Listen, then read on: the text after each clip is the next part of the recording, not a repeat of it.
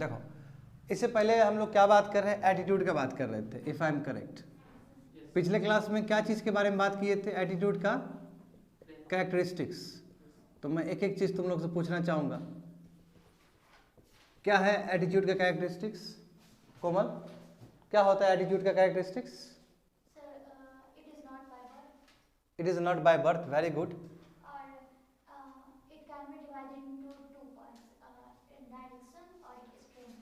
Very good, अब very good, very good, very good, उसी के बारे में आज चर्चा करेंगे। हाँ अनुराग, तुम बताओ वो पॉइंट छोड़ के दूसरा कुछ।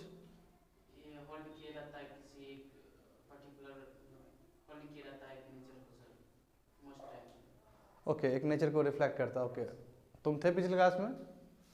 Okay, you, what is the characteristics of attitude? Okay, it influences our behavior, correct? Something else? It guides our thoughts And? It guides our thoughts. Okay, it guides our thoughts. सही बात है ना, हमारा belief system, thoughts को guide करने के लिए attitude बहुत इंपॉर्टेंट है, करेक्ट? हाँ, it is a relatively stable, very good. और अनुराग क्या हो सकता है? ओके, ईगो डिफेंस, ये सब था ना, बोले थे ना कि नेक्स्ट क्लास में बताएंगे इसके बारे में, करेक्ट। चलो, तो बिल्कुल आज भी जो है, अभी तो एटीट्यूड एक चैप्टर है। एटीट्यूड एक दिन में खत्म होने वाला चीज़ नहीं है, उसको और वैल्यू एडिशन करेंगे, उसमें और भी बहुत सारा चीज़ ऐड करेंगे। आज हम लोग जानेंगे कि एटीट्यूड का जो स्ट्रेंथ है वो क्या है और कैसे डिटरमाइन करता है। पिछले क्लास में हमने कुछ बोला था कि देखो, ये अलग बात है कि एटीट्यूड के वजह से हमारा बिहेवियर डिसाइड होता है। बिहेवियर मतलब क्या होता है? टू एक्ट, कैसे हम एक्ट करेंगे, करेक्ट? एटीट्यूड से आगे रेखा खींचेंगे तो बिहेवियर मिलता है हमें, है कि नहीं? बताओ क्या होता है बिहेवियर? बिहेवियर आय का लाइन है, आय का एक्सटेंशन है बिहेवियर। बिहेवियर मतलब क्या होता है? टू एक्ट, एक्ट करना। अब देखो, बिहेवियर पे बहुत ज़्यादा इन्फ्लुएंस रहता है एटीट्यूड का, ग्रेट इन्फ्लुएंस। और एटीट्यूड को हम लोग दो भाग में डिवाइड कर सकते हैं, एक on the base of your direction और एक on the base of strength, correct? Direction में हम क्या कह सकते हैं? या तो हम पॉजिटिव हो सकते हैं, या हम नेगेटिव हो सकते हैं, या हम न्यूट्रल हो सकते हैं, या फिर हम मिक्स्ड हो सकते हैं। यही था ना जी? स्ट्रेंथ क्या हो सकता है? डिग्री वेरी करेगा, है ना, वेरी करेगा। क्योंकि यदि इंडिया पाकिस्तान के साथ मैच हार जाता है तो हर एक पर्सन का अपना अपना होता है, वो इंडिया को नहीं हारना चाहिए। कई लोग सुसाइड भी कर लेता है कि इंडिया कैसे हार सकता है पाकिस्तान के अगेंस्ट मैच। तो उसका एटीट्यूड में बहुत ज़्यादा स्ट्रेंथ है, करेक्ट? अब इस बात को हमें समझना होगा, क्या ऐसा सैक्रोसेंट है कि हमेशा एटीट्यूड बिहेवियर को रिफ्लेक्ट करे? तो ऐसा भी जरूरी नहीं है। जरूरी नहीं है कि हर समय एटीट्यूड बिहेवियर को इन्फ्लुएंस करेगा, ऐसा कोई नियम नहीं है। जैसे बेस्ट एग्जांपल देखो, पिछले क्लास में मैंने दिया था कि पाकिस्तान को तुम लेट से पाक को तुम एनिमी कंट्री कहते हो, चलो ठीक है, कहते हो एनिमी कंट्री। ऐसे तो एनिमी कंट्री का कोई कॉन्सेप्ट ही नहीं होना चाहिए पाकिस्तान को लेके, हमारा कंट्री रहा है, ठीक है ना, कोई विवाद वाला नहीं दे रहा हूँ स्टेटमेंट, क्योंकि भारत का अंग रहा है ये, तो एनिमी कंट्री बोलना तो गलत बात होगा, मगर फिर भी ठीक है, जो है जैसा है वैसे बता रहे हैं।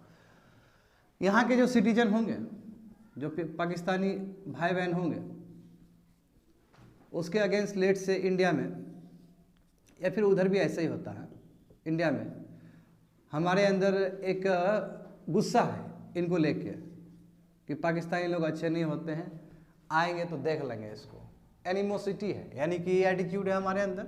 स्ट्रेंथ क्या है? एकदम गुस्सा वाला। क्यों? क्योंकि इसके वजह से हमारे जम्मू एंड कश्मीर में इतने जवान शहीद होते हैं, ये दुनिया भर का चीज़, तो इसके वजह से हमको गुस्सा है। हमने क्या देखा है कि ये लोग एज अ टूरिस्ट वीज़ा पे आए इंडिया और यहाँ पे रहे, घूम रहे हैं, और हमने देखा और हमने पूछा कि आप कहाँ से आए हो? तो ग्रुप ऑफ पीपल जो तुम्हारी तरह ही दिखते हैं, उसने क्या कहा कि हम पाकिस्तान से आए हैं। तो तुम्हारा एटीट्यूड गुस्सा वाला है, मत तुम आदमी को देखोगे थोड़ी देर रियलाइज करो, अरे ये तो सेम आदमी है यार, बोलने का तरीका भी है, रंग भी वैसा ही है, कपड़ा पहनने का तरीका भी सेम है। तो तुम्हारा एटीट्यूड उस समय तुम्हारे बिहेवियर को जरूरी नहीं है कि इम्फेक्ट करे और तुम उसको बोलो कि आओ भाई हम तुमको मारेंगे, ऐसा जरूरी नहीं है।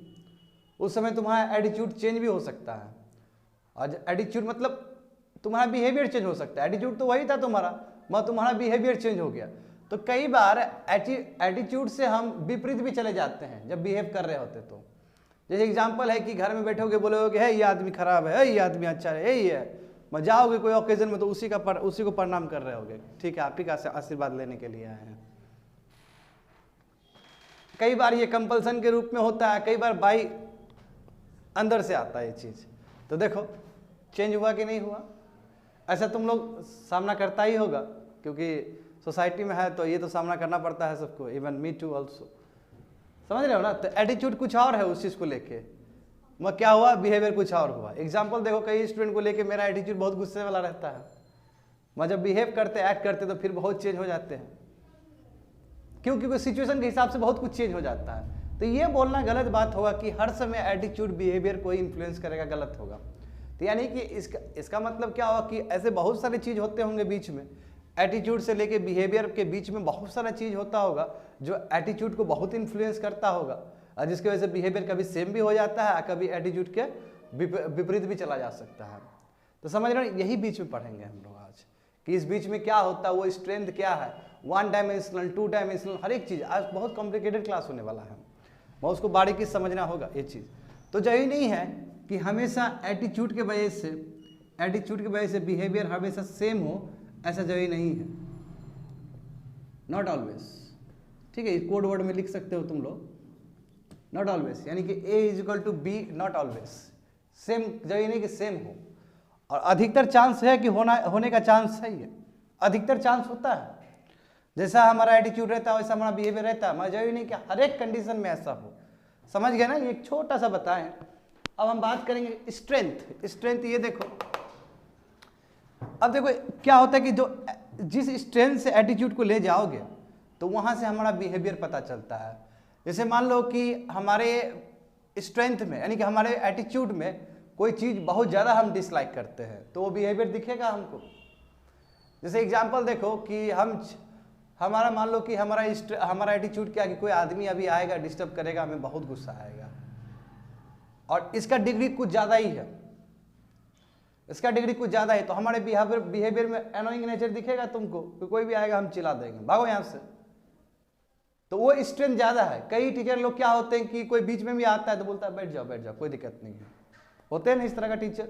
कई टीचर बहुत एनोइंग होते हैं, बहुत सारे टीचर को बहुत बुरा लगता है कि पीछे से भी आएगा तो उसको हटा देता है। अब कई टीचर है कि ठीक है 5 मिनट पहले भी आए, मतलब क्लास खत्म होने वाला है 5 मिनट पहले भी आए, इट्स फाइन। तो उसका स्ट्रेंथ डिफर किया कि नहीं किया ना स्ट्रेंथ डिफर। तो यानी कि स्ट्रेंथ के वजह से strength of attitude determines your behaviour. ये किस तरह का डिसलाइक है तुम्हारे अंदर, डिसलाइक और लाइक क्या है, स्ट्रेंथ है।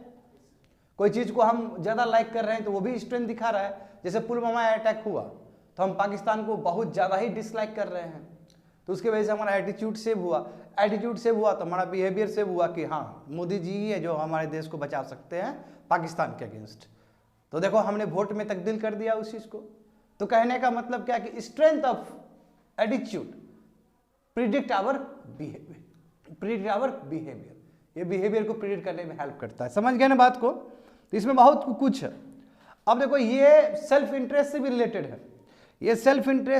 है, आइडेंटिफिकेशन से भी रिलेटेड है और वैल्यू से भी रिलेटेड है। ये कैसे रिलेटेड है हम बात करेंगे, पहले इस चीज को लिख लेते हैं और समझने का प्रयास करते हैं। देखो आज की क्लास थोड़ा कॉम्प्लिकेटेड है, मैं बार बार बोल रहा हूँ, थोड़ा दिमाग लगा के समझना। हमको भी समझने में थोड़ा सा लगा था दिक्कत, ये है ये चीज ऐसा क्योंकि इस पे बहुत सारा थ्योरी, अलग अलग किताब में अलग अलग थ्योरी दिया गया है इसके।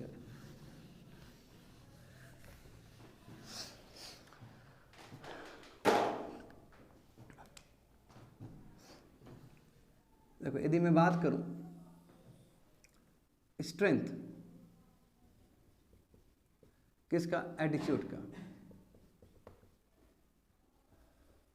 समझ रहे हो ना, एटीट्यूड का मतलब समझ गए ना। स्ट्रेंथ, अब देखो क्या बोला गया कि ये जो स्ट्रेंथ है यानी कि SA है, स्ट्रेंथ ऑफ एटीट्यूड, हाँ ऐसे लिख रहा हूँ, तुम लोग फुल लिख दो।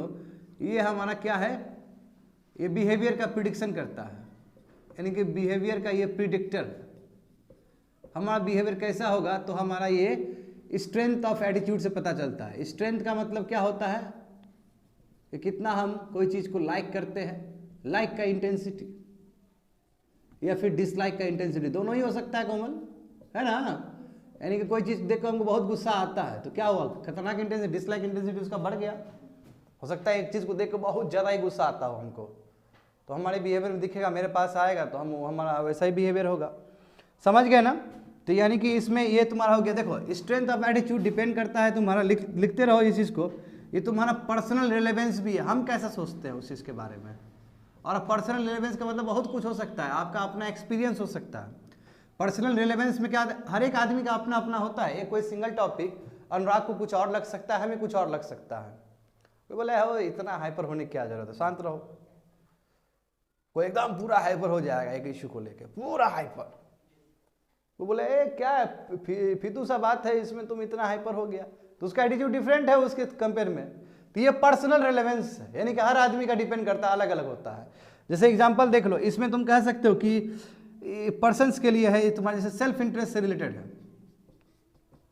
जैसे एग्जांपल देखो, अभी मैं बताता हूँ, सेल्फ इंटरेस्ट। दूसरा हो सकता है तुम्हारा सोशल आइडेंटिफिकेशन, इसको मैं डिफाइन करता हूँ, और तुम्हारा वैल्यू। अभी समझने का प्रयास करो कि जो स्ट्रेंथ ऑफ एटीट्यूड पूरी तरीके से पर्सनल रिलेवेंस यानी कि पर्सनल सिग्निफिकेंस, आदमी का पर्सनली वो फर्क पड़ता है, सेल्फ इंटरेस्ट। अब मान लो कि उस चीज को लेके तुम्हारा सेल्फ इंटरेस्ट है, कोई भी चीज को लेके तुम्हारा सेल्फ इंटरेस्ट है, और उसमें कोई चीज बाधा आ रहा है, लेट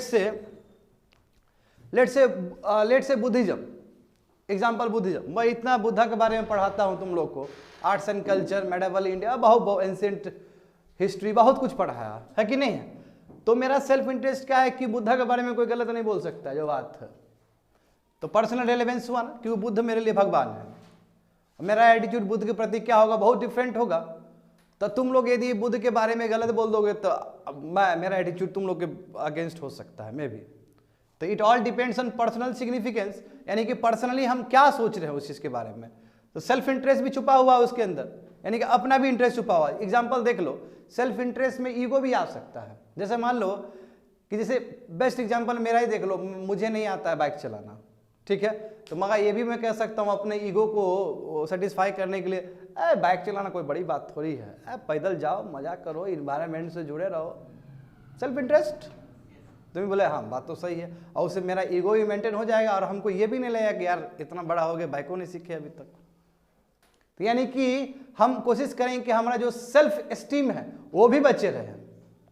ये होता है ऐसा, आमतौर पे सभी लोग किसी न किसी चीज़ में कम होते हैं, सब आदमी होते हैं, हर आदमी तो 100% हर एक चीज़ में तो स्किल नहीं होता है। कोई चीज़ का बहुत अच्छा स्किल होता है किसी में कम स्किल होता है। तो जिसमें कम स्किल होता है तो उसका सुनना जरा बढ़िया से, वो बहुत बढ़िया दलील देगा कि हमको कोई मतलब नहीं है, कि हमको इंग्लिश सीखने की क्या जरूरत है, हम ठीक है, हम तो हिंदी में ही इतना अच्छा भाषणबाजी देते हैं, हमको इंग्लिश सीखने की कोई जरूरत नहीं है। क्यों, पता है वो इंग्लिश नहीं सीख सकता है, इतना आसान नहीं है उसके लिए इंग्लिश सीखना, समझ रहे हो ना। तो ये बिकॉज ऑफ सेल्फ इंटरेस्ट, तो इस हिसाब से आपका एटीट्यूड उस तरह डेवलप्ड हुआ, समझ गए ना। दूसरा देखो सोशल आइडेंटिफिकेशन। अब सोशल आइडेंटिफिकेशन में जैसे ये कपड़ा देखो, लेट से ये मैंने जैकेट पहना हुआ है, अब ये जैकेट मैं पहन के निकलूं तो सोशल एक्सेप्टेबिलिटी है ना।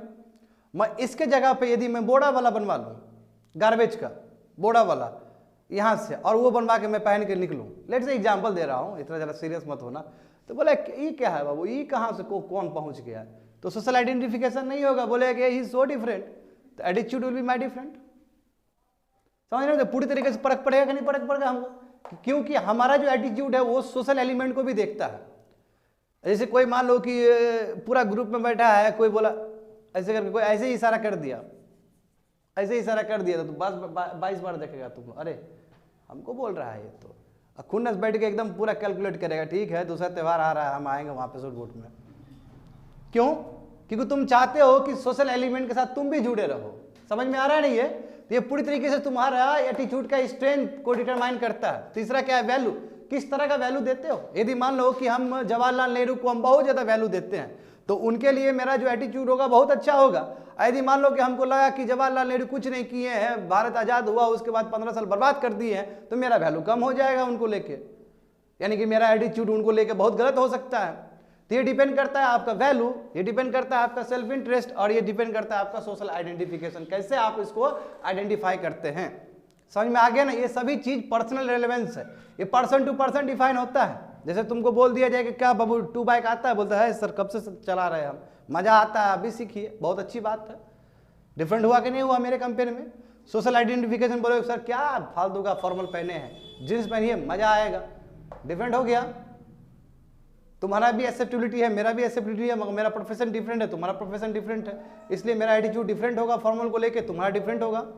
समझ गए ना। वैल्यू, यस डिफरेंट वैल्यू है, सबका अपना अपना डिफरेंट वैल्यू है। जैसे कोई टीचिंग को बहुत बड़ा वैल्यू मान के चलता है, कोई टीचिंग को बिल्कुल नहीं मानता है, कोई किसी चीज को बहुत ज्यादा वैल्यू मानता है, कोई नहीं मानता है। तो it all depends on your personal relevance, यानी पर्सनल सिग्निफिकेंस। ये एटीट्यूड का स्ट्रेंथ दिखा रहा है कि कैसे हम एटीट्यूड का स्ट्रेंथ, लाइक या डिसलाइक का जो इंटेंसिटी कैसे बढ़ेगा, तो यही सब चीज को देख के बढ़ता है। समझ गए ना, कोई दिक्कत है समझने में। वेरी वेरी इंपॉर्टेंट, समझे ना। इसलिए हम कह सकते हैं कि स्ट्रेंथ ऑफ एन एटीट्यूड, जो एटीट्यूड का स्ट्रेंथ है वो हमारे बिहेवियर को पहचानने में बहुत हेल्प करता है। समझ गए ना। तो ये तुम्हारा हो गया। हाँ बिल्कुल, मैंने बता दिया ये सब चीज़। देखो ये भी बहुत इंपॉर्टेंट है। नॉलेज, यदि मैं स्ट्रेंथ का बात करूं तो नॉलेज बहुत बड़ा रोल प्ले करता है तुम्हारा स्ट्रेंथ ऑफ एटीट्यूड को बढ़ाने के लिए। यदि तुम्हारे पास नॉलेज बहुत ज़्यादा है तो देखो, यदि तुम्हारे पास उस दिन बताए थे ना एटीट्यूड ऑब्जेक्ट के बारे में है, एटीट्यूड ऑब्जेक्ट समझ रहे हो ना। एटीट्यूड का मतलब क्या हो सकता है, कुछ भी हो सकता है, सिचुएशन हो सकता है, उस सिचुएशन भी हो सकता है, या फिर पर्सन भी हो सकता है, कुछ भी बॉडी हो सकता है जिसके साथ तुम डील कर रहे हो और उसके बेसिस पे तुम्हारा एटीट्यूड डेवलप हो रहे हैं, that is called your attitude object. और यदि उसके बारे में तुम्हारे पास नॉलेज हो तो तुम्हारा स्ट्रेंथ भी बढ़ेगा। सही बात है कि नहीं है। जैसे मान लो कि किसी ने तुमको कुछ से कुछ बोल दिया किसी के बारे में और तुम उसको माने जा रहे हो, मगर तुमको रियल नॉलेज है, गूगल से पढ़ लिए, इधर से पढ़ लिए, उधर से पढ़ लिए, जो रिलेवेंट नॉलेज होता है, तो तुम्हारा स्ट्रेंथ बढ़ेगा कि नहीं बढ़ेगा। जैसे प्रोजेक्ट कर रहे हो, प्रोटेक्टेड एरियाज के बारे में स्ट्रेंथ बढ़ा कि नहीं बढ़ा उसको। अब तुम्हारे दिमाग में इतना तो हो गया होगा कि हाँ प्रोटेक्टेड एरियाज को बचाना जरूरी है। ये कम से कम तुम लोग जो प्रोजेक्ट किए हो इतना तो नॉलेज हुआ है ना सबको। पहले तो क्या टाइगर होता था, क्या एलिफेंट होता था, कोई मतलब ही नहीं है विद्यार्थी को। अब कम कम स्टूडेंट का एटीट्यूड तो चेंज हुआ है कुछ एनिमल्स को लेके। क्यों, कैसे हुआ है change? Because of the knowledge. ये नॉलेज के वजह से, नॉलेज के वजह से तुम्हारा एटीट्यूड चेंज हो जाता है। समझ गए ना। तो इसलिए देखो हम कर क्या रहे हैं, हम ये बता रहे हैं कि हमारा जो स्ट्रेंथ है एटीट्यूड का, क्या क्या फैक्टर्स है जो डिसाइड करते हैं। तो एक फैक्टर तुम्हारा एक अपना पर्सनल रिलेवेंस हो गया कि तुम किस तरह सोचते हो उस सब्जेक्ट के बारे में। एक तुम्हारा नॉलेज है, समझ गए ना। यदि ज़्यादा नॉलेज होगा तो तुम्हारा एटीट्यूड और स्ट्रॉन्गर होगा उसका, यानी कि एटीट्यूड का जो तुम्हारा स्ट्रेंथ है स्ट्रॉन्गर होगा। स्ट्रॉन्गर का मतलब क्या है, या तो डिसलाइक बहुत ज़्यादा है या फिर लाइक बहुत ज़्यादा है। स्ट्रेंथ का मतलब हमेशा पॉजिटिव नहीं होता है। स्ट्रेंथ का मतलब डिसलाइक भी उतना ही हो सकता है, लाइक भी उतना ही हो सकता है। समझ गए ना बात को। दूसरी बात देखो यहाँ पे ये भी इंपॉर्टेंट है, यस डायरेक्ट एक्सपीरियंस। देखो डायरेक्ट एक्सपीरियंस मैटर करता है लॉट।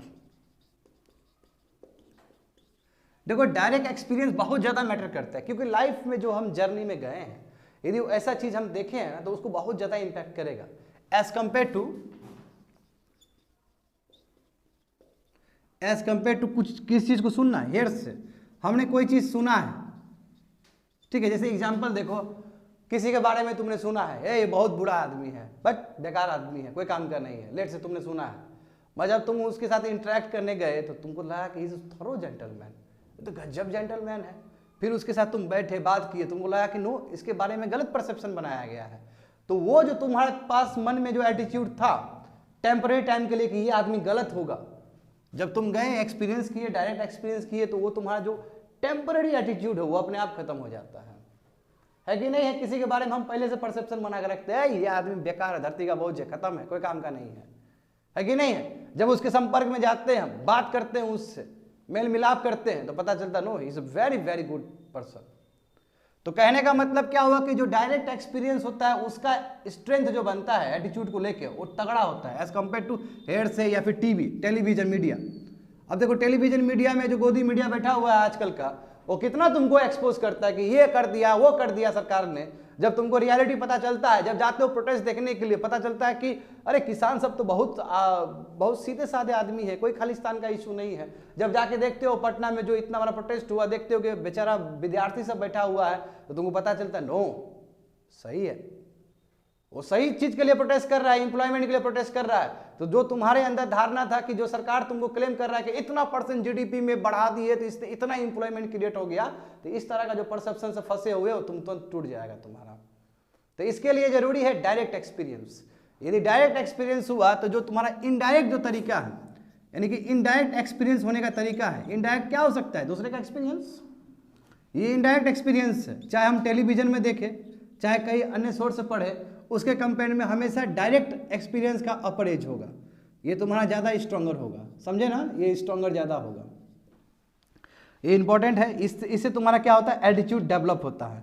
अब देखो, अब ये तो जानते ही हो सभी चीज़, हाँ, तो क्या हुआ तो, और तुम लोग भी वैल्यू एडिशन कर सकते हो, अभी फिर जाएंगे हम लोग बात करेंगे इससे रिलेटेड। तो क्या क्या बात हुआ है हमारा कि जो स्ट्रेंथ ऑफ एटीट्यूड है, उसका स्ट्रेंथ हो, स्ट्रेंथ मतलब लाइक का इंटेंसिटी या डिसलाइक का इंटेंसिटी, उसके वजह से बिहेवियर प्रिडिक्ट हुआ हमारा। इसका पूरी तरीके से डिपेंड करता है पर्सनल सिग्निफिकेंस, हम क्या सोचते हैं, ये 3 पॉइंट हो गया। नॉलेज ज़्यादा हो तो हम बेटर डील कर सकते हैं चीज़ों को, और हाँ डायरेक्ट एक्सपीरियंस हो तो हमारा स्ट्रेंथ बढ़ सकता है। स्ट्रेंथ का मतलब क्या होता है, पॉजिटिव या नेगेटिव दोनों हो सकता है, यानी कि लाइक या डिसलाइक इंटेंसिटी दोनों हो सकता है, समझ गए ना। अब हम बात करेंगे 1 dimensional perspective of attitude. Attitude को हम कैसे देख सकते हैं, चलो ठीक है, इसको लिख लिया ना, इसको एक्सप्लेन करना है चीज़ों को अपने अपने हिसाब से, अपने भाषा में। हाँ, सिचुएशन, पर्सन, कुछ भी हो सकता है ना, पर्सन हो सकता है, कुछ भी हो सकता है। सिचुएशन में क्या हुआ, कोई भी सिचुएशन ऐसा आया तो वो एटीट्यूड सब्जेक्ट, एटीट्यूड ऑब्जेक्ट हो गया। अब देखो, अब हम लोग बात करेंगे स्ट्रक्चर। अब बताओ स्ट्रक्चर ऑफ एटीट्यूड क्या होता है, कोमल जल्दी बताओ स्ट्रक्चर ऑफ एटीट्यूड। हाँ, वहीं से बात होगा, वहीं से 1 डायमेंशनल और 2 डायमेंशनल का बात होगा।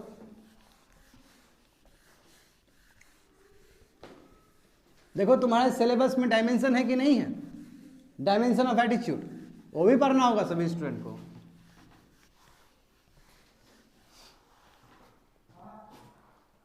बताओ। हाँ बिल्कुल बिल्कुल, देखो पहले तो मैं लिखा दूं dimension of attitude, dimensions related to attitude. अब देखो ये क्यों लिखा है डायमेंशन ऑफ एटीट्यूड, पहले उससे पहले समझ लो, उससे पहले इंपॉर्टेंट ये है कि एटीट्यूड का जो स्ट्रक्चर है, स्ट्रक्चर ऑफ एटीट्यूड क्या क्या है उसका, CAB, करेक्ट, याद आ गया सभी चीज, कॉग्निटिव, अफेक्टिव एंड बिहेवियर। अब इस चीज को देखते हुए हम इवेल्युएट करते हैं कोई चीज को, है ना, इवेल्युएट करके हम बोलते हैं कि ये पॉजिटिव है या फिर ये निगेटिव है। सही बात है, सही बात है कि नहीं। जैसे एक सांप काटने के लिए आया अनुराग को, फिर से अनुराग देख लो यहाँ पे बाबू, बचे रहो इस पे नहीं तो कटवाएंगे तुमको। देखो तो इसने on the basis of CAB इसने डिसाइड किया नो, सांप से दूर रहना ही ठीक है, इवेल्युएट किया नो, दूर रहना ठीक है, तो उस तरह का इसका एटीट्यूड शेप हुआ, करेक्ट। इसने कहा नो, क्या जरूरत है, बचपन में खेले थे, हमारा पापा दिए थे इसको खेलने के लिए, ये पास चला गया, तो दूसरा इसका हो गया। यानी कि on the basis of CAB हम क्या करते हैं, एटीट्यूड को डिसाइड करते हैं और उसके हिसाब से हम इवेल्युएट करते हैं। ये होने के बाद ही इवेल्युएट कर रहे हैं ना हम लोग। इसको अलग तरीके से बोल सकते हो कि नॉलेज है, कॉग्निटिव है, उसके हिसाब से हम आधार में ले रहे हैं, डिसीजन ले रहे हैं, समझ गए ना। अब देखो इसमें क्या है, जैसे चूंकि मैं थोड़ा सा डिफाइन किया हूँ इसको इसलिए क्योंकि इसको समझने के लिए जरूरी है, डायमेंशंस के लिए समझने के लिए जरूरी है। देखो 1 डायमेंशनल एटीट्यूड, तो 1 डायमेंशनल एटीट्यूड देखो, 1 डायमेंशनल एटीट्यूड, 1 डायमेंशनल एटीट्यूड का मतलब क्या हुआ, only along x axis. 1 dimension मतलब एक ही डायमेंशन, 2 डायमेंशन मतलब x axis and y axis. अब देखो इसमें लेट से तुम बना लो कि ये हाईली नेगेटिव चीज है, इस तरफ हाईली नेगेटिव है लेट से, और ये तुम्हारा हाईली पॉजिटिव है।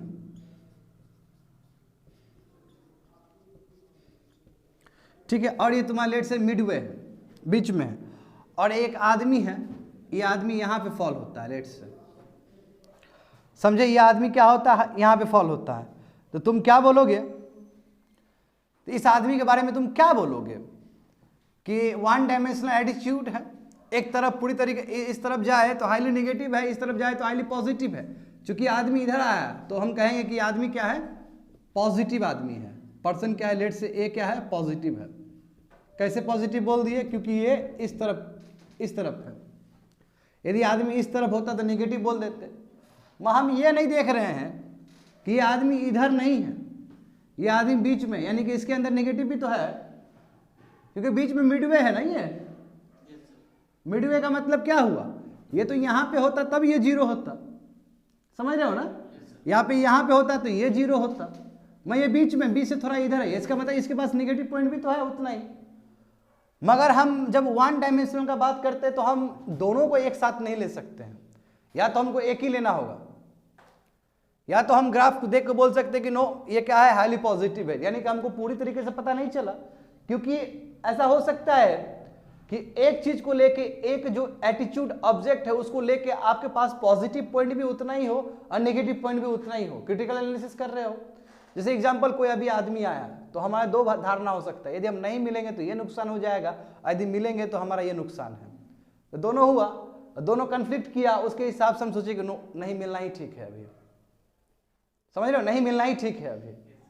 तो क्या हुआ, या फिर हम ये भी सोच सकते नो मिलना ही ठीक है, ज्यादा इंपॉर्टेंट है। तो इसमें तो ये क्लियर तो नहीं हुआ बात ये हमारा इंटेंशन क्या था, क्योंकि यहाँ पे पॉजिटिव नेगेटिव के साथ टकराव कर रहा है और उसके बाद हमें रिजल्ट मिल रहे हैं। तो यहाँ पे ऐसा नहीं हुआ, हालांकि हम यहाँ पे ए रखे, यहाँ पे नेगेटिव भी है, मगर जब रिजल्ट आ रहा है तो पता चला ए क्या है, पॉजिटिव पर्सन है। तो यानी कि 1D फेल हो गया पूरी तरीके से, क्योंकि इसमें एट द सेम टाइम दोनों चीज नहीं दिखाया जा सकता है, समझ रहे हो ना? ये दोनों चीज नहीं दिखाया जा सकता है, इसलिए कहा जाता है कि इसमें क्या है तुम्हारा, इसलिए लिखा गया है कि इस चीज को पूरा करने के लिए 2 डायमेंशनल थ्योरी आता है। तो 2 डायमेंशन आता है, देखो मैं बताया था, दोनों बताता हूं तब लिखाऊंगा। ये देखो, लेट से ये क्या, ये point no positive no negative, ये न्यूट्रल पॉइंट है ये वाला। ये देखो ये हाईली पॉजिटिव, ये क्या है, ये हाईली पॉजिटिव है। और लेट से ये हाईली नेगेटिव है। और एक आदमी लेट से यहाँ पे है, लेट से ए बी यहाँ पे है। अब देखो ये आदमी क्या है, हाईली पॉजिटिव भी हाईली नेगेटिव भी है। ये संभव हो सकता है, हो सकता है कि नहीं हो सकता है? यानी कि दोनों ही, उसके पास दोनों ही व्यू पॉइंट है, दोनों ही एटीट्यूड है उसके अंदर। और होता है ऐसा कहीं पे भी, कोई भी चीज को लेके तो हमारे अंदर एक ही धारणा तो नहीं आता है ना। एक ही धारणा कभी आ सकता है क्या? हम कुछ प्लस पॉइंट भी देखते हैं, हमारे पास प्लस पॉजिटिव भी रहता है उसको लेके, कुछ नेगेटिव भी रहता है। तो इसलिए 2D जो है, यानी कि ये क्या हुआ तुम्हारा 2 डायमेंशनल एटीट्यूड ज्यादा अच्छा पिक्चर देता है हमें। 2 डायमेंशनल एटीट्यूड क्या है, गुड पिक्चर। इसमें हम कह सकते कि यस पॉजिटिव और नेगेटिव एक साथ एग्जिस्ट कर सकता है, और उसी हिसाब से हम पर्सन को आइडेंटिफाई कर सकते हैं। समझ गए बात को, क्या बोले हैं कोमल? कोई दिक्कत है समझने में? तो मैं इसको लिखा देता हूं, यहां पे लिख लो, ये 1 डायमेंशन, इसमें लिख लो ये चीज कि इसमें क्या है, positive and negative element. Positive and negative elements ये क्या है तुम्हारा, सिंगल डायरेक्शन में होता है, एक सिंगल डायरेक्शन में रहेगा एज पर 1 डायमेंशनल एटीट्यूड। हाँ ठीक है। अब देखो जैसे एग्जांपल में बोल रहा हूं कि किसी को लेट से कोई इंडिविजुअल है, उसका पॉजिटिव फीलिंग्स है, बिलीव्स और बिहेवियर है मुंबई इंडियंस को लेके, करेक्ट? तो उसका इसका मतलब हुआ कि मान लो कि सब्जेक्ट मैटर क्या था, मुंबई इंडियंस था। इसके लिए ये ए पर्सन है, ए पर्सन्स का मान लो कि एटीट्यूड ऑब्जेक्ट क्या था, मुंबई इंडियंस था, और इसने मुंबई इंडियंस के बारे में यहाँ पे रखा अपने आप को। तो यहाँ से हम देखेंगे तो हम देखेंगे ओ हाईली पॉजिटिव है वो तो मगर ऐसा जरूरी नहीं है कि हो सकता है कि उसको मुंबई इंडियंस का बहुत सारा प्लेयर पसंद भी नहीं आता हो, एज ए टीम पसंद है वह। कई समय ऐसा भी होता होगा जब चेन्नई से फाइट होता होगा तो चेन्नई को पसंद करता होगा, ऐसा भी हो सकता है। तो इसमें क्या है कि पॉजिटिव और नेगेटिव एलिमेंट्स हम सिंगल डायरेक्शन में दिखाते हैं, इसलिए ये बहुत बड़ा क्या है प्रॉब्लम खड़ा करता है। इसमें केवल हमें या तो आइदर पॉजिटिव का ज्ञान होता है या नेगेटिव का ज्ञान होता है, ये लिमिटेशन है, समझे ना, ये लिमिटेशन है।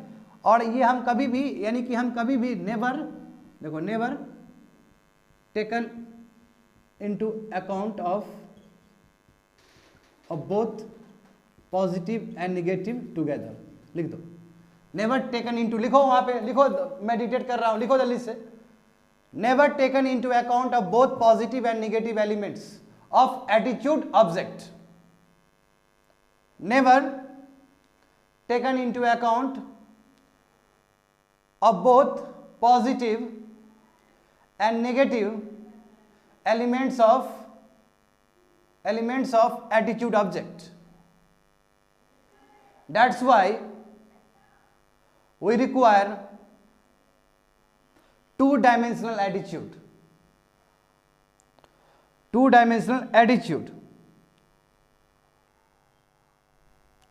in which, लिख लो, थोड़ा डिक्टेट करवा ले, लिख लो तेजी से, in which positive and negative elements can be, positive and negative elements can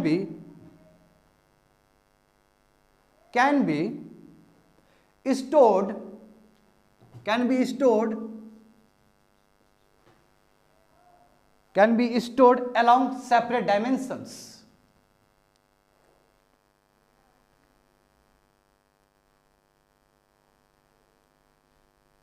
समझे, समझ में आया चीज? तो ये लिख दो, बी के नीचे लिख दो कि बी क्या है तुम्हारा हाईली पॉजिटिव भी है और बी क्या है तुम्हारा हाईली नेगेटिव भी है। तो उसके नीचे एक पॉइंट लिख दो, बहुत अच्छा पॉइंट लिख दो।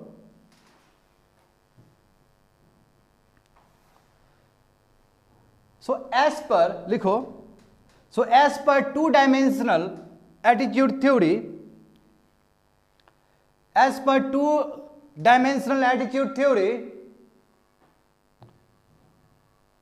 people can possess, या people can have combination of positivity, people can have combination of positivity or negativity, can have combination of positivity or negativity in their attitudes,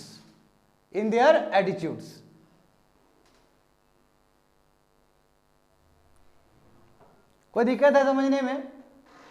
समझ में आ गया ये 1D क्या है 2D क्या है? ये तुमको बेटर पिक्चर दिया है कि दोनों एक साथ एग्जिस्ट हो सकता है। यदि मान लो कि यहाँ पे बी बोल रहे हैं और यहाँ पे हम बोल रहे हैं कि एटीट्यूड सब्जेक्ट क्या है मुंबई इंडियंस, लेट्स, अब देखो पूरा पिक्चर डिफरेंट होगा इससे कंपेयर, क्यों पता है कि तुम दोनों चीज है। थोड़ा इस तरफ हो जाएगा तो पता चलेगा हाईली नेगेटिव है एज कम्पेयर टू पॉजिटिव। यहाँ दोनों का बराबर कर दिया हूँ मैं, देख रहे हो? यदि यहाँ पे है तो देखो यहाँ पे है ना जी, ये तो यहाँ पे देखो ये भी अप है, ये भी अप है, एक्स एक्सिस वाई एक्सिस पे काम किया ही होगा बचपन में, है कि नहीं है? तो देखो यहाँ पे देखो फुल मार्क्स, यहाँ फुल मार्क्स, यहाँ करेंगे, इसका मतलब क्या हुआ? यानी कि दोनों बहुत खतरनाक है, दोनों चीज हो सकता है। तो समझ में आया बेनिफिट क्या होता है? अब देखो, अब एक चीज देखेंगे इसका भी, देखो ये भी बहुत इंपॉर्टेंट है। लेट्स, मैं यहां बनाता हूं, मैं कुछ लिखा दूंगा क्योंकि यहां संभव नहीं है वो सब लिखना। देखो जैसे मान लो कि ये है, ये देखो सबसे कॉम्प्लिकेटेड यही है, थोड़ा समझना होगा ये अच्छे से। ये हाईली नेगेटिव है, ये हाईली पॉजिटिव है, और मान लो कि यहां पे पर्सन लाइक करता है, लेट्स से सी, तो क्या समझोगे तुम लोग? तुम लोगों को लगेगा या तो वो न्यूट्रल है, करेक्ट? तुमको लगेगा कि यदि यानी कि एटीट्यूड ऑब्जेक्ट को लेके वो आदमी क्या है, एटीट्यूड ऑब्जेक्ट को लेके वो आदमी क्या है, या तो न्यूट्रल होगा, correct, as per 1D figure, as per 1D attitude theory, या फिर उतना ही पॉजिटिव है उतना ही नेगेटिव है कि न्यूट्रल हो गया। समझ रहे हो ना क्या हो सकता है, या तो तुम्हारा क्या हो सकता है, ये पूरी तरीके से न्यूट्रल हुआ। न्यूट्रल कैसे हुआ, पॉजिटिव ने नेगेटिव को क्या किया, वो कर दिया, यानी कि इक्वल कर दिया। ऐसा भी तो होता है ना कि प्लस माइनस बराबर कर दिए तो न्यूट्रल बन गया, या फिर कोई ओपिनियन ही ना हो उसका। तो अब यहां से कैसे पता चलेगा बताओ, ये भी तो लिमिटेशन ही है। तो यहां पे यदि कोई चीज को प्लेस कर दिया बीच में, तो इसका एटीट्यूड ऑब्जेक्ट क्या हुआ, यानी कि उसका एटीट्यूड उस ऑब्जेक्ट को लेकर क्या होगा, तो पता नहीं चलेगा हमें। या तो कुछ है ही नहीं, या फिर दोनों बैलेंस करके नहीं है, तो दोनों में अंतर है ना। कट के जो जीरो हुआ अब पहले से जीरो है, दोनों में अंतर है कि नहीं है, अंतर है ना। तो ये फिगर ये बता देगा, यहां पे ऐसा कहीं नहीं हो सकता। क्यों, क्योंकि ये सेपरेट है। क्योंकि सेपरेट कहीं भी प्लेस करो, एक्स एक्सिस वाई एक्सिस कहीं भी करोगे वैल्यू हो जाएगा उसका। तो यहां पे ये भी प्रॉब्लम होता है, समझे ना। तो इसलिए जरूरी है कि 2D फिगर को ज्यादा हम मान के चले। 2D picture gives you the more clarity about attitude, ये भी प्रॉब्लम है। तो लिख सकते हो तुम लोग, एक लिखा देता हूं मैं। अच्छा रुक जाओ लिखो, तो नोट करके लिखो, तो I will explain you. Note करके लिखो जरा। It could be very difficult, लिखो तो, it could be very difficult to interpret the, it will be very difficult to interpret the meaning of the neutral point in 1D scale for evaluating attitude.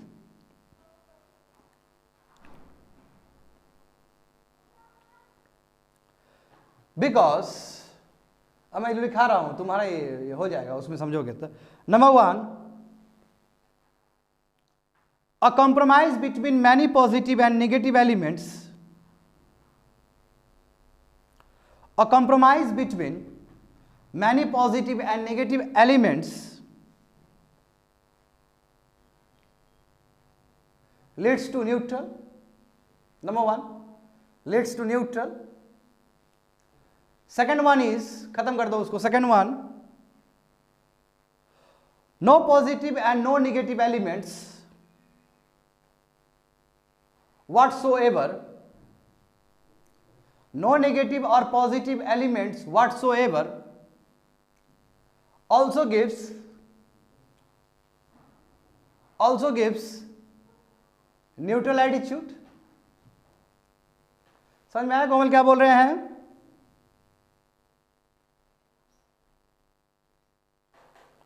Hope so समझ में आ गया होगा सुनील। देखो क्या बोले हैं उसमें, देखो ये जो है ये क्या है, देखो यहां से लेके मान लो कि तुमने ये 5 पॉइंट बोला है इधर, या 5 पॉइंट इधर बोला है, लेट्स से, या चलो 10 ले लेते हैं, 10 और रख दिए यहाँ पे, ये बीच में रख दिया, तो यानी कि मान लो कि 10 है, यानी कि तुम इसको 5 ले लो, करेक्ट। तो ये वाला 5, इस तरफ 5, इस तरफ 5, पूरा मिला के 10, लेट्स से, ऐसे छोड़ दो इसको, ऐसे कर दो। चलो स्केल कर देता हूँ, रुको, ये देखो ये 5 ले लेता हूँ, 1 2 3 4, 1 2 3 4, पूरा 10 हो गया ना, ले सकते हैं 10, ये पॉजिटिव में ले लेते हैं, ये नेगेटिव में ले लेते हैं, करेक्ट हो गया।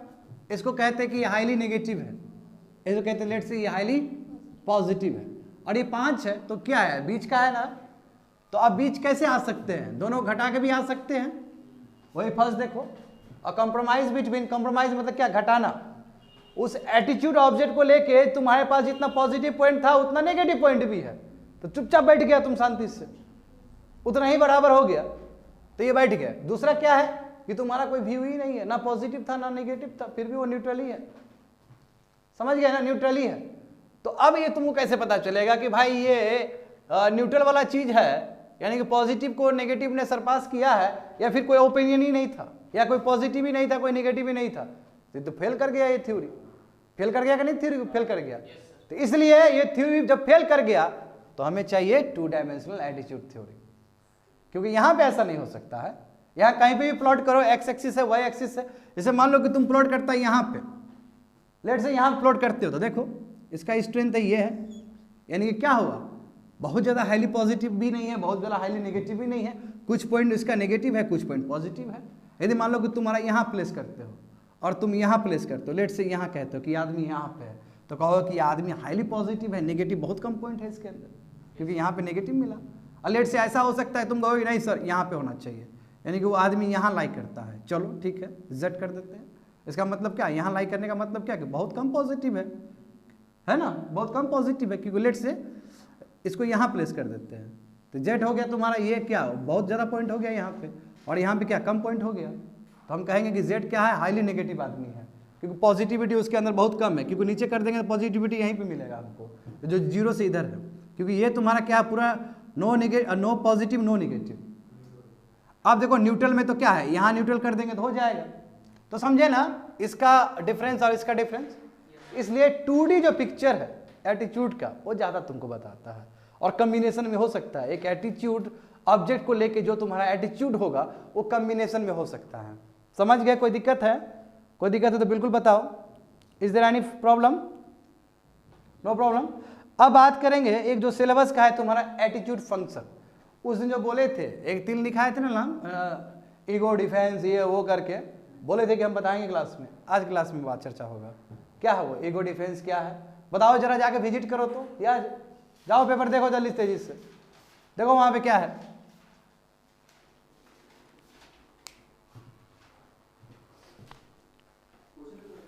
नहीं, वो जो हम बताए थे पिछले क्लास में, जो बताए थे कि हम कवर करेंगे आने वाले फ्यूचर क्लास में, जस्ट पिछले क्लास में हुआ था। कैरेक्टरिस्टिक्स ऑफ एटीट्यूड में था वो। हाँ देखो ये क्लास आज हम बोले थे ना, आज क्लास कॉम्प्लेक्स है, अच्छे से समझना होगा, नहीं समझेगा तो कुछ नहीं समझ में आएगा ये चीज।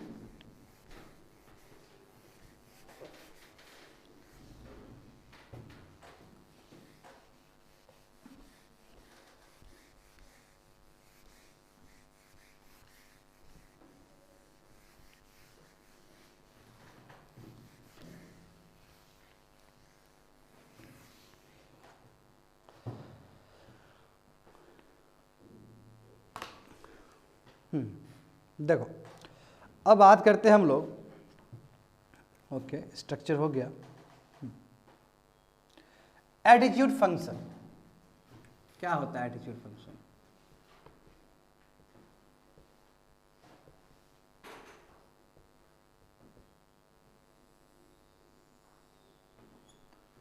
कर दिए।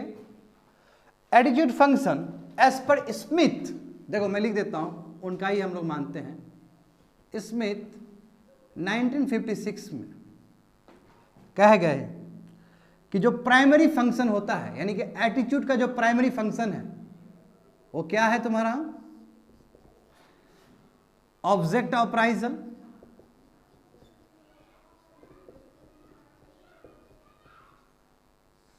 दूसरा क्या है तुम्हारा? Social adjustment,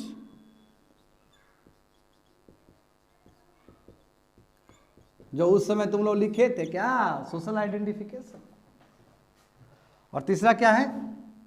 एक्सटर्नलाइजेशन। यही एक एटीट्यूड का काम है, यही एक एटीट्यूड का फंक्शन है। समझे ना? एटीट्यूड का फंक्शन क्या होगा, एटीट्यूड का काम क्या है? एटीट्यूड फंक्शन मतलब क्या, एटीट्यूड का काम क्या है? तो एक ऑब्जेक्ट अप्राइजल, सही बात है ना। अप्राइजल का मतलब क्या होता है कि समराइज करना है ना, इवेल्युएट करना, यानी कि समराइज करना है फिर या इवेल्युएट करना। समराइज एटीट्यूड ऑब्जेक्ट, ऑब्जेक्ट जो बाहर का है, क्या समराइज करना, उसका क्या समराइज करना? पॉजिटिव एलिमेंट और नेगेटिव एलिमेंट, और उस हिसाब से वो करना, डिसीजन देना, रिजल्ट देना, यस गुड है, यस बैड है। समझ गए ना कोमल? ये तुम्हारा क्या है कि पॉजिटिव और नेगेटिव तुम्हारा एट्रीब्यूट्स है वो ऑब्जेक्ट से रिलेटेड, यानी कि समराइज मतलब वही इवेल्युएट करना। एटीट्यूड का काम ही है क्या है कि ऑब्जेक्ट को अप्राइज करना, यानी कि कोई भी एटीट्यूड ऑब्जेक्ट है उसका पॉजिटिव देखना, नेगेटिव देखना, वही 2D में, और उसके बाद फिर से वो रिजल्ट निकालना क्या होना चाहिए। समझ गए ना?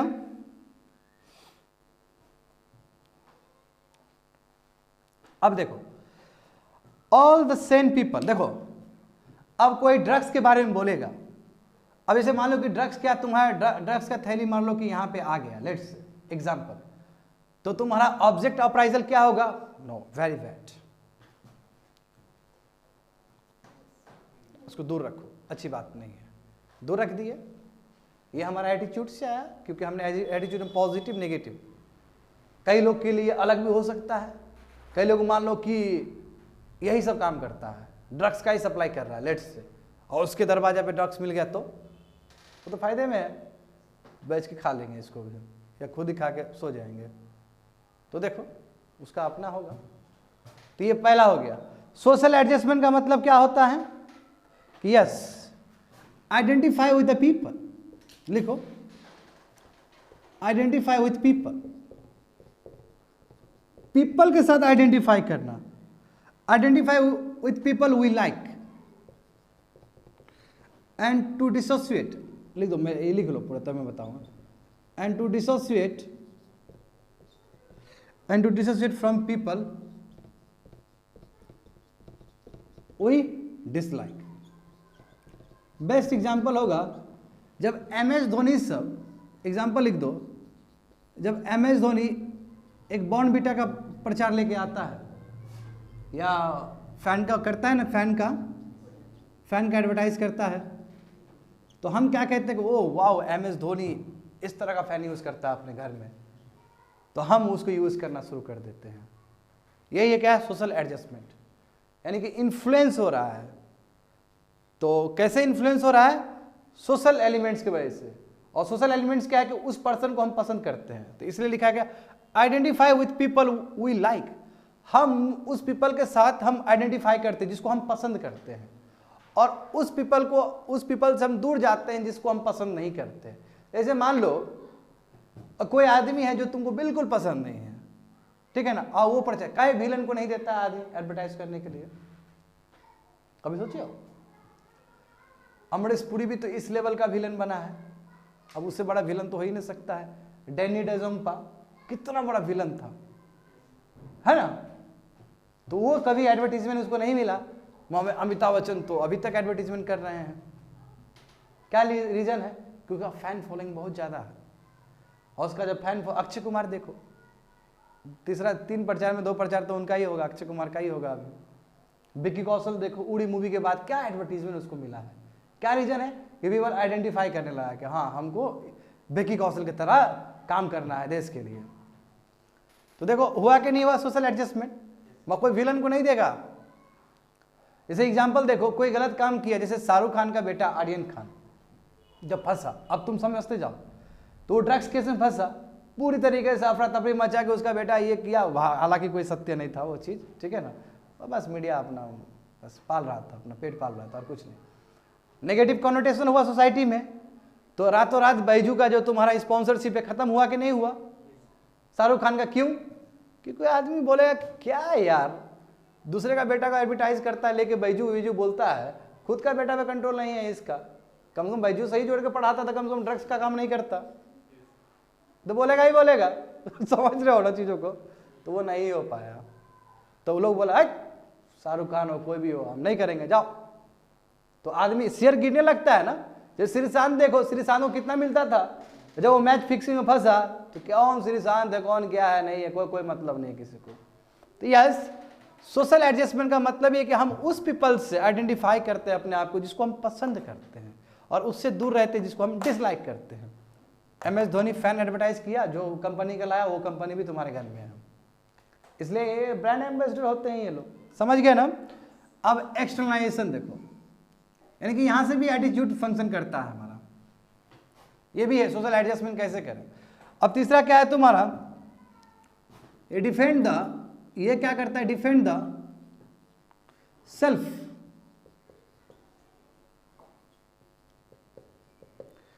Against internal conflict. Very very important, very very important.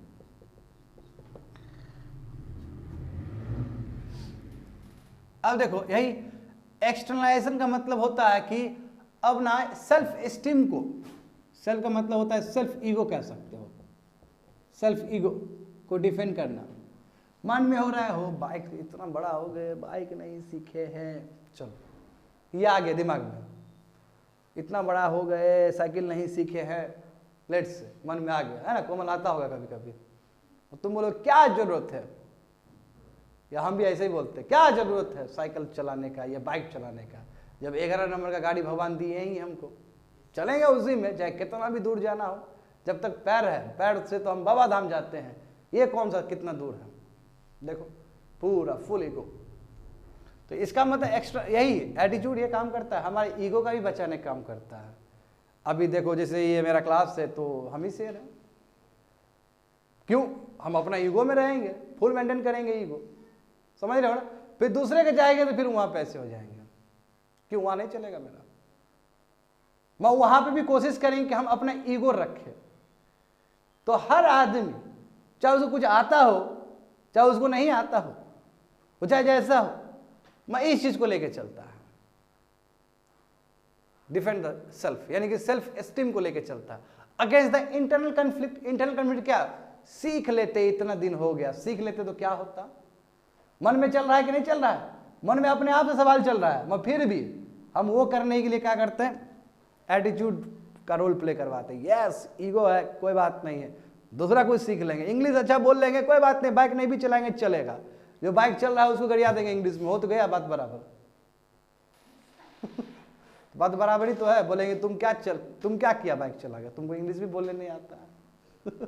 तो देखो किसी न किसी तरीके से, देखो ऐसा नहीं है तो मैंने हंसी मजाक में बोला है, तो कहने का मतलब किसी न किसी तरीके से आप औजार ढूंढ लेते हैं जिसमें आप अपना ईगो को मेंटेन करते हैं, वो भी कहां से आता है, एटीट्यूड से ही आता है। कोई दिक्कत है समझने में? तो देखो इसमें बहुत सारा एग्जांपल दिया गया, जैसे देखो जैसे मुंबई इंडियंस को, एक कोई मुंबई इंडियंस को पसंद किया तो कैसे पसंद किया, देखो एग्जांपल दे रहा हूं, लेट्स से ऑब्जेक्ट अप्राइजल्स, इसका बात करते हैं, ठीक है। जैसे कि एग्जांपल देखो कि ऑब्जेक्ट अप्राइजल मुंबई इंडियंस को पसंद किए, क्यों पसंद किए, क्योंकि हमारा दोस्त लोग, हमारा घर का आदमी लोग मुंबई इंडियंस करके बैठ रहा है, बोला क्या मारेगा, देखो रोहित शर्मा फर्स्ट डाउन जाएगा, उड़ा देगा हवा में 6, तो क्या हुआ इससे, पॉजिटिव एटीट्यूड उसको लेके, पॉजिटिव एटीट्यूड उसको लेके।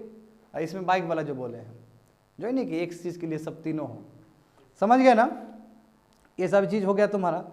अब एटीट्यूड फंक्शंस में क्या क्या इंपॉर्टेंट फंक्शंस है, हाँ फंक्शंस बिल्कुल मैं इसमें बताना चाहूंगा कि इसको लिख लो पहले, इसका दूसरा माइंड मैं बनाता हूँ, इसमें गड़बड़ हो जाएगा, लिख लिया इसको, स्मिथ का दिया हुआ चीज है। अब मैं दूसरा बताता हूँ, एक दूसरा थ्योरी बताता हूँ, एक दूसरा थ्योरी भी है, theory can be many types, एक दूसरा थ्योरी के हिसाब समझते हैं कि एटीट्यूड फंक्शन क्या होता है। अब देखो जो भी थ्योरी होगा इससे काफी क्लोजली मिलता जुलता चीज होगा।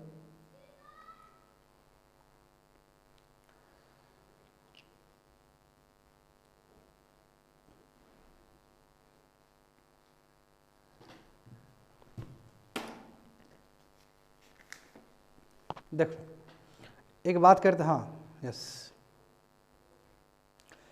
डैनियल कार्ड्स जैसे स्मिथ ने दिया था 1956 में, तो डैनियल कार्ड्स भी देते हैं कुछ चीज, और वो कहते हैं कि एटीट्यूड फंक्शन डिफर कर सकता है इससे, मोर और लेस सेम ही है, मगर इससे थोड़ा अलग पैटर्न।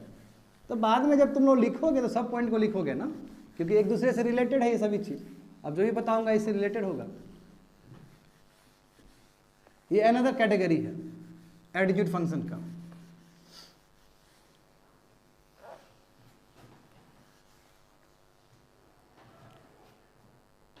देखो इसमें क्या है, एटीट्यूड का फंक्शन है तुम्हारा number 1 knowledge, very very good, knowledge, utility, कितना काम आ रहा है वो, एडेप्टिव,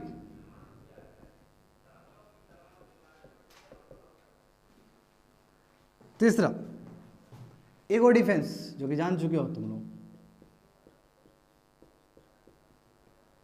और तुम्हारा चौथा क्या है, ईगो या फिर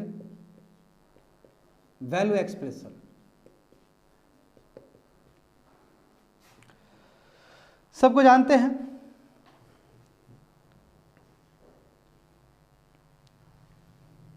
देखो एटीट्यूड का क्या काम है, एटीट्यूड का काम है तुम्हारा क्या करना, नॉलेज देना, एटीट्यूड प्रोवाइड मीनिंग, यानी कि एटीट्यूड की वजह से तुम्हें नॉलेज होता है।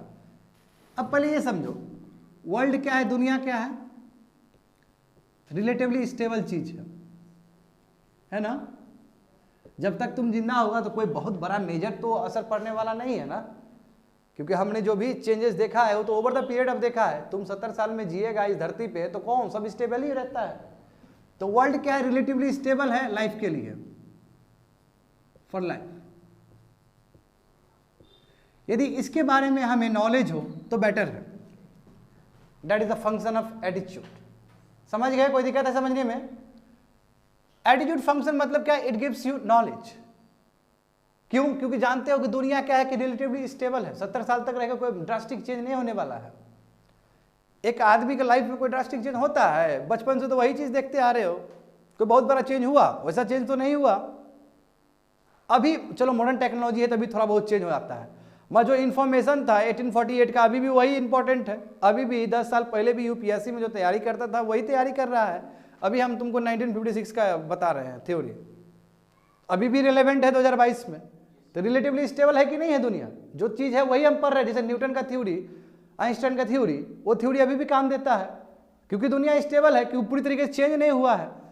तो ये हमको बताता है एटीट्यूड फंक्शन मतलब क्या, it gives you the knowledge, किसके बारे में, वर्ल्ड जो कि रिलेटिवली स्टेबल है। क्योंकि जितना हमें नॉलेज होगा दुनिया के बारे में उतना ही हमारा बेटर एटीट्यूड होगा। सही बात है ना? नैरो पर्सपेक्टिव से कोई चीज को देखोगे और तुम नॉलेज से देखोगे तो दोनों में अंतर आएगा कि नहीं आएगा? That is the function of attitude. It gives you knowledge about your world which is relatively stable for your life system। जब तक तुम्हारा लाइफ सिस्टम है तब तक तुम्हारा क्या है, वो वर्ल्ड स्टेबल है। समझ गए ना? तो यानी कि इससे क्या होता है तुम्हारा, इससे तुमको मिलता है sense of control. Sense of control मिलता है। कैसे बोलोगे sense of control? If you have knowledge you can control yourself, है कि नहीं है? जैसे मान लो किसी का एटीट्यूड बहुत खराब है, मगर तुमने देखा कि ओ ह्यूमन बीइंग का यही तरीका होता है, ओहो ह्यूमन बीइंग यही सोचता है। तो ह्यूमन बीइंग जब ये सोचता है तो फिर देखोगे कि अध्ययन करोगे कि ह्यूमन बीइंग कैसे डिफरेंट सोचता है। फिर तो अध्ययन करते करते नॉलेज होगा उसके बारे में। देखते हो साइकेट्रिस्ट लोग ऐसे ही बैठ के बोलते थे, कहा अभी भी वही हाल है। कैसे? He has got good knowledge about that subject. तो देखिए वो बता देगा, क्यों? क्योंकि उसको पता है, सेंस ऑफ कंट्रोल हो जाता है नॉलेज की वजह से। समझ गए ना? तो ये एटीट्यूड फंक्शन, एटीट्यूड की वजह से नॉलेज आएगा। दूसरा क्या है तुम्हारा, अब देखो attitude can also organise and structure our experience. सही बात है ना? अब experience is also part of your knowledge, है ना? देखो क्या लिख गए वहां पे, देखो knowledge come from your experience. देखो वहां पीछे 9th नंबर में है कि नहीं है, नॉलेज कम फ्रॉम एक्सपीरियंस। बिल्कुल सही बात है, जो नॉलेज होगा वही काम देगा, and it is because of your attitude. तो फॉर एग्जाम्पल देखो बेस्ट एग्जाम्पल कि जो माता पिता जो खुद MBBS है पहले से, वो चाहेगा कि उसका बेटा भी डॉक्टर बने। क्या रीजन है? They have knowledge. जब नॉलेज है तो उस तरह का एटीट्यूड है कि बच्चा भी उसका क्या बने, वो बने। जैसे एक IAS माँ बाप चाहे कि उसका बेटा भी इंडियन एडमिनिस्ट्रेटिव सर्विस में ही काम करे। एक क्राफ्ट्समैन हाथ की कला से कोई चीज देता है धरती को, वो उसका क्या होगा इरादा कि वही दे, है कि नहीं है? हम देखते हैं जैसे एक दुकान है माता पिता का, बच्चा भी वही दुकान कैरी फॉरवर्ड करता है। जब पता चला कि कब से, तो 5 जनरेशन से। ऐसे कैसे 5 जनरेशन से? Because of this things, experience. समझ गए? एटीट्यूड, ये एटीट्यूड का फंक्शन है। समझ गए? क्योंकि attitude comes from your knowledge और ये एटीट्यूड डिफाइंस योर नॉलेज। ये दोनों इंटर रिलेटेड है एक दूसरे से। जितना नॉलेज होगा उतना प्रॉपर एटीट्यूड होगा, and interrelated both are. अब देखो जैसे कि एडप्टिव है। एडप्टिव का मतलब क्या है? अब देखो जैसे एग्जांपल देखो, एडप्टिव मतलब क्या हुआ तुम्हारा, ये सोशल अप्रूवल है, ये सोशल अप्रूवल है। अब हम वही चीज को पसंद करते हैं जो सोसाइटी उसको अप्रूव करता है। सही बात है ना? जैसे एग्जांपल अभी बोल रहे हैं कि अभी ये कपड़ा पहन के जाएंगे तो बोले चलो ठीक है, कोई नोटिस भी नहीं करेगा। जैसे एग्जांपल देखो ना, अभी कोविड-19 है, अभी तुम लोग मास्क पहन के जाता है तो कुछ नहीं समझता, बोलता है चलो ठीक है। एक समय ऐसे था कि कोई आदमी मास्क पहन के जाता था, सब लोग ऐसे करके देखता था ये कौन है।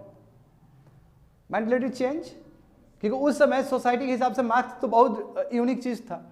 अभी जो आदमी नहीं पहनता उसको देखता है कि ये कौन आ गया है जी कि जो मास्क नहीं पहन रहा है। कंट्रास्ट हुआ कि नहीं हुआ? It is a utility and adaptive, यानी कि सोशल अप्रूवल होना बहुत जरूरी है।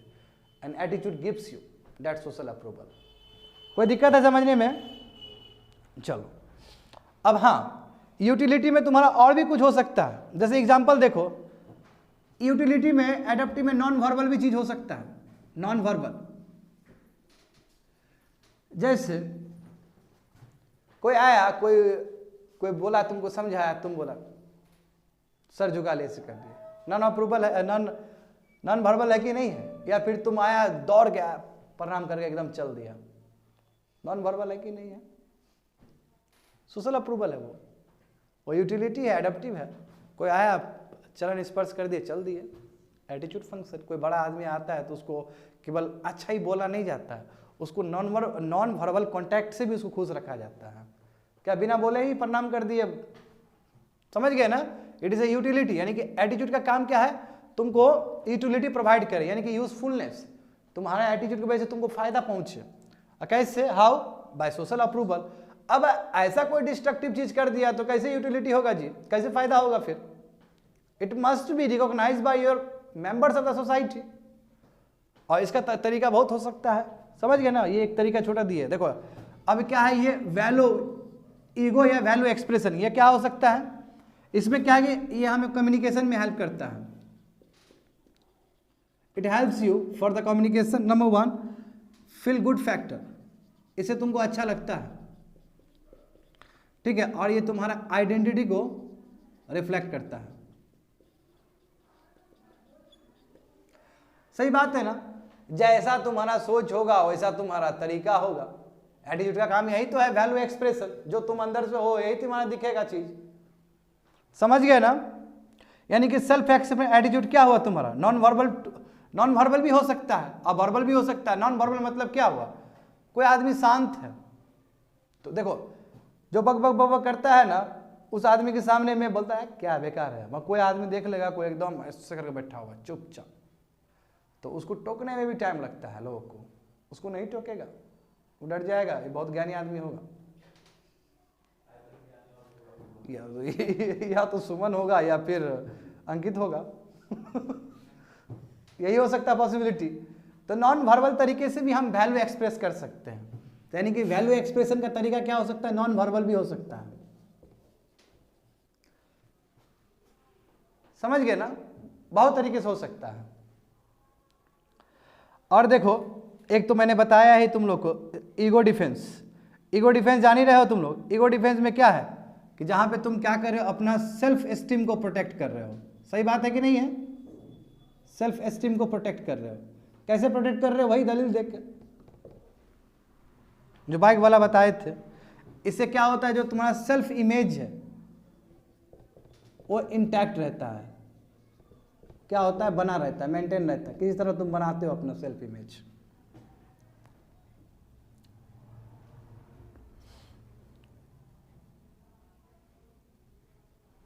ये बहुत अच्छा लाइन लिखा है, मैं बिल्कुल लिखाना चाहूंगा। देखो कि ये जो फंक्शनल अप्रोच है, यानी कि एटीट्यूड का कह सकते हो, एटीट्यूड का जो फंक्शनल अप्रोच है, फंक्शन मतलब एटीट्यूड का जो फंक्शन है, उसमें हम कर क्या रहे हैं एक्चुअली? इसमें हम बैलेंस कर रहे हैं जी। हम बैलेंस कर, यानी कि मीडिएट हो, ये मीडिएट कर रहे हैं, वही बैलेंस कर रहे हैं। मीडिएट बिटवीन, देखो ये पॉइंट बहुत ही अच्छा लगा हमको, between inner needs and outside needs. बहुत ही अच्छा पॉइंट है जी, बहुत ही ज्यादा अच्छा पॉइंट है ये, बहुत ही बेजोर पॉइंट है ये। फंक्शनल एटीट्यूड का फंक्शनल अप्रोच क्या है? Mediate between inter needs and outside needs. देखो इनसाइड नीड क्या है तुम्हारा? Self esteem. आउटसाइड नीड क्या है? Social approval. इनसाइड नीड क्या है? Knowledge. Outside need social knowledge हो सकता है। तो ये हर समय एटीट्यूड का जो होता है, यदि कहे कि तुमको कि एटीट्यूड का काम क्या है, तो कह सकते हो कि इनर नीड्स और आउटसाइड नीड को मेंटेन करना, ये एक प्रॉपर काम है। बाकी तो ये सब काम है ही, मैं सबसे इंपॉर्टेंट ये है कि इसका अप्रोच क्या है कि mediate between inner needs and outside need. I hope कोई दिक्कत नहीं होना चाहिए। आउटसाइड नीड वही बोल दिए, इनर नीड्स का मतलब क्या हुआ? यही डिफेंस, ईगो वैल्यू ये हो गया। बाहर का हो सकता है, तो ये दोनों डाल दो, बाहर का दोनों हो सकता है, क्योंकि बाहर से हम नॉलेज लिए तो हमारा एटीट्यूड में वैल्यू एडिशन हुआ, या हमारे पास एक्सप्रेशन है इनर का तो वो वैल्यू एडिशन हुआ। नॉलेज तो दोनों तरीके से हो सकता है, या तो आपके एक्सपीरियंस से हो सकता है या आपको पढ़ने से हो सकता है। समझ गए ना चीज़ों को? तो यस, अब इसमें कुछ चीज़ है, एक चीज़ और लिखा देता हूँ, नहीं छोड़ो रहने दो, नहीं अभी रहेगा तो फिर कल दिक्कत हो जाएगा, रुको मैं ख़त्म ही कर देता हूँ। ये लिख लिया सभी चीज़, कितना टाइम हुआ देखो 5:13, और ठीक है 5-10 मिनट लगेगा, खत्म हो गया ना, ये खत्म कर देंगे ना, एक मॉड्यूल खत्म हो जाएगा एक ही दिन में। ऐसे एक मॉड्यूल 2 दिन में पढ़ाते हैं।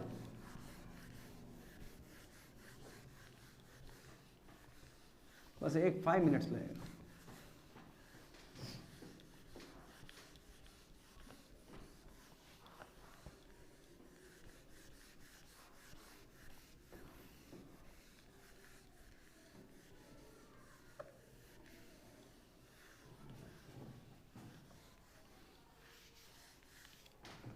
देखो अब यहां पे बात करेंगे हम लोग कि थ्री विचेस का मतलब क्या है तुम्हारा, आई टेल यू, कि हम किस तरह फील करते हैं। अच्छा, स्ट्रॉन्ग